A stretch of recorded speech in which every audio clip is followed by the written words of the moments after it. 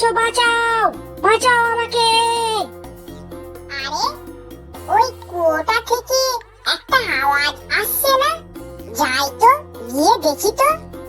আরে ও শিয়াল ভাই, ওখানে কি করছো?